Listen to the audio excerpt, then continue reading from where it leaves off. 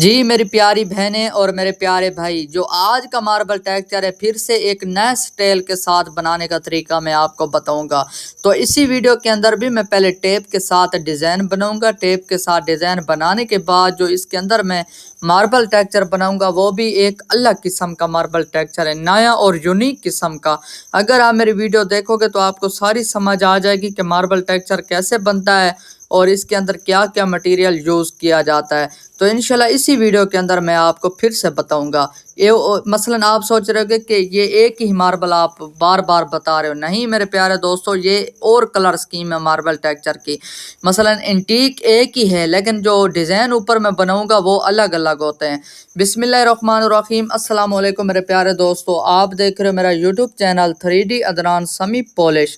تو جی جناب، یہ میں نے پہلے نمبر پہ گرے آئل ٹوپ لگا دی، اس کے بعد میں نے بلیک آئل ٹوپ کا ٹچ دے دیا، اس کے بعد میں نے تیسرے نمبر پہ براؤن آئل ٹوپ لگا دی۔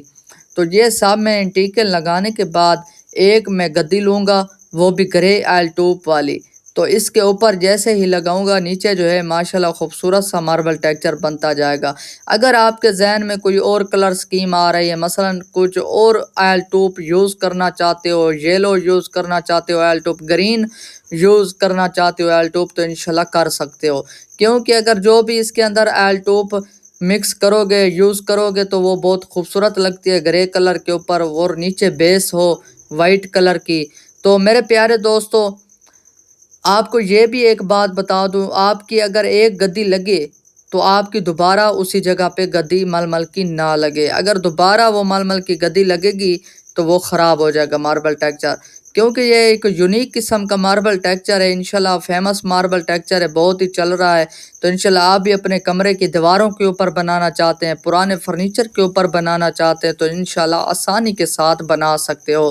تو میری پیاری بہنیں، اگر آپ کے گھر میں کوئی پرانا فرنیچر ہے یا سٹیبل کا ٹاپ آپ نیا بنانا چاہتے ہیں تو انشاءاللہ آپ بھی اسی سٹیبل کے ٹاپ کے اوپر ایسا ماربل بالکل بنا سکتے ہو۔ مثلا اگر سیم نہ بنے تو 19-20 کا فرق آ جائے گا، بس اتنا فرق تو چل جائے گا، کیونکہ آپ نے اپنے گھر کا ہی فرنیچر بنانا ہے، کسی اور کا تو نہیں بنانا نا۔ تو اسی لیے انشاءاللہ جب آپ ماربل ٹیکسچر مکمل کر لیں تو اس کے بعد آپ نے ہارڈنر لگا دینا ہے۔ تو میں آپ کو مکمل طریقہ بتا دیتا ہوں۔ آپ نے پہلے وائٹ کلر لگانا ہے، وائٹ کلر لگانے کے بعد آئل ٹوب کے اندر آپ نے مٹی کا تیل مکس کرنا ہے، یہ بن جائے گی آئل ٹوب۔ پھر آپ نے اسی طرح کا ماربل ٹیکسچر بنا لینا ہے۔ ماربل ٹیکسچر بنانے کے بعد آپ نے ہارڈ ویئر والی دکان سے آپ نے وارنش کا سپرے لے لینا ہے، یا لیکر کا یا ہارڈنر کا۔ اگر آپ نے نیچے بیس بنائی ہوئی ہے پینٹ کی تو پھر آپ نے وارنش کا مثلا سپرے لینا ہے۔ اگر آپ نے نیچے ڈیکو پینٹ کی بیس بنی ہے تو پھر آپ لیکر بھی لگا سکتے ہو اور ہارڈنر بھی لگا سکتے ہو۔ تو میرے پیارے دوستو، اگر آپ میرے چینل کے اوپر نئے ہیں تو پلیز سبسکرائب بھی کرنا اور بیل آئیکن بھی دبانا۔ انشاءاللہ اگلی ویڈیو میں ملتے ہیں۔